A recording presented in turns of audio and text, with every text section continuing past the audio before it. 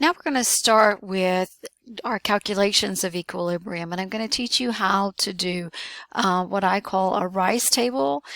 Some books refer to it as an ice table. I use the word rice just because I like to put the reaction for you can see the reaction. So let's just talk about what those letters stand for. And we're going to look at 7 different types of problems. And I'm going to teach you how to use the solver in your calculator. And that's something that you may want me to help you one-on-one with. So you may want to bring your calculator and let's make sure you can use the solver. And so our R is going to stand for the reaction. So basically the balanced equation. The I is going to stand for the initial amount. And so the initial amount could be in molarity or it could be in atmospheres depending on if we're dealing with Kc or Kp.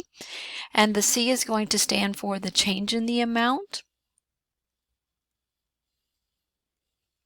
And so we're going to be seeing one side gaining and one side losing. It may be we lose on the reactant side and we gain on the product, but you also may see us losing on the product side and gaining on the reactant side, depending on which way the reaction is going, whether it's going forward or whether it's going in reverse. And the E is going to stand for once we achieve equilibrium. So the E is equilibrium.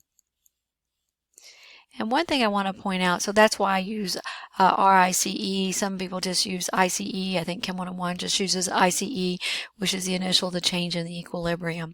So I want you to maybe circle that C, and I want you to think of C, it's the change in, which is going to be the change in, but when it changes stoichiometrically. What does that mean? It means that you're going to have to use those coefficients.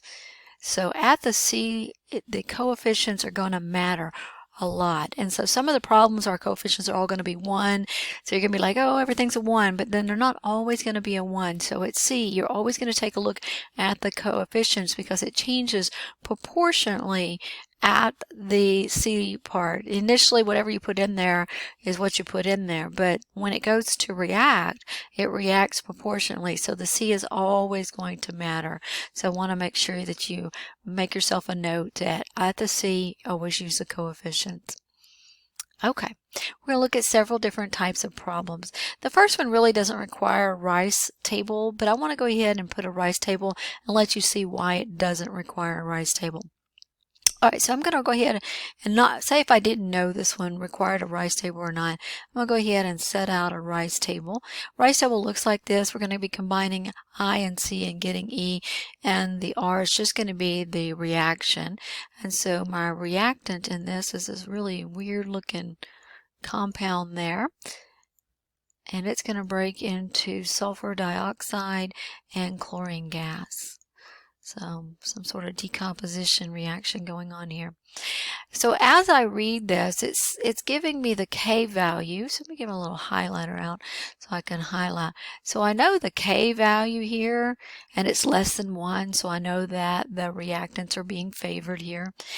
And as I read, this is the key word. This is what I had you highlight in the equilibrium part 1 notes, that the numbers that they are about to give me are at equilibrium. So if they ever tell you that this is the equilibrium, you honestly don't need a rice table. A rice table's whole objective is for you to organize information and to be able to get to the E values. So this particular one did not, and I just wanted to show you this one because some students will try to put this as the initial amount. So it says an equilibrium. So we're already at equilibrium, mixture of 3 gases. So we have these two are 0.4.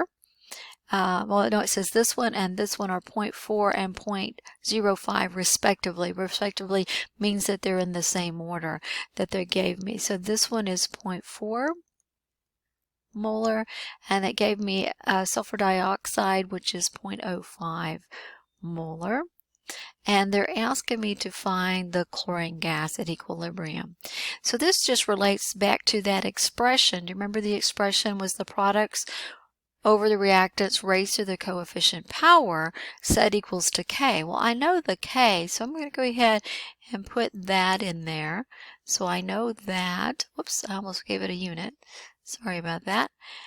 And so there's the K, and now it's the product. So one of the products is SO2, so it's 0.05 molar, and it's raised to that first power. And then it's Cl2, which I don't know, that's what I'm looking for, raised to the first power, and then divided by this ugly guy there. There we go, and that's raised to the first power. And so technically I have x, so I could multiply. You could divide this out, divide on the other side, however you want to do the algebra. It doesn't matter to me. So once you divide and get that, you should be getting, I got the answers to each of those. You should be finding that Cl2 to be 0.76, and we put a 0 for 3 sigma there. So that is the chlorine. Could I check myself? You could plug that back in, multiply those, divide by that, and it should equal that. So that wasn't a really hard one, and that really could have been done last time. But because we started the rice tables, a lot of times students will try to do rice and they'll try to put things always in the I, which is the initial amount. If it's at equilibrium, you're going to put it down in the E value. And our whole point is to get to the E value. So I don't really care about what the initial amount was. I don't really care what the change in. The whole goal is to get to the equilibrium. All right. Hopefully that makes sense to you.